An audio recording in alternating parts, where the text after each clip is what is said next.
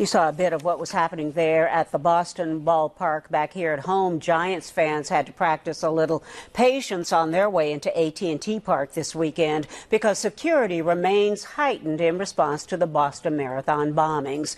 ABC 7 News reporter Sergio Quintana talks with one fan whose relative took a photo that helped police track down the bombing suspects. On this weekend of heightened security at the ball game, Heather Green has a special reason to be happy the whole ordeal in Boston is over. She has family there. Sending love from Giants Stadium to Boston right now. She also has a brother-in-law who ran in the Boston Marathon and shot this picture just after the second bomb exploded Monday. He called his brother here in the Bay Area Thursday after Boston authorities released grainy images of the two suspects.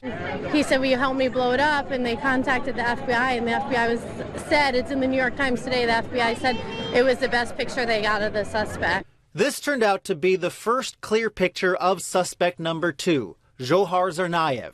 Her brother-in-law, David Green, then posted that picture on Facebook, where more than 12,000 people shared it.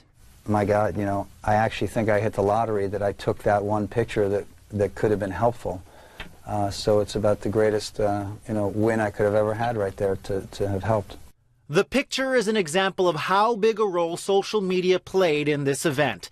Authorities were flooded with tips about the two suspects when images were shared, and when the two brothers went on their rampage trying to escape, lots of people followed the story on Twitter. For those of us who've been on social media for several years now, there just isn't any question that any news organization comes anywhere close to Twitter. Jeff Howe is a professor of digital journalism at Northeastern University in Boston. He says Twitter followers also posed a problem for law enforcement. You know, when they were actually conducting the search in Watertown, which, again, is just a few blocks away from me, the concern was that people on Twitter were going to give away the coordinates of the police. Professor Howe says news on social media is still a work in progress, but there's clearly a large audience. It was interesting watching people waiting in line on Friday to get into AT&T Park. A lot of them were following the arrests of suspect number 2 as they were happening in Boston on their smartphones. In San Francisco, I'm Sergio Quintana, ABC 7 News.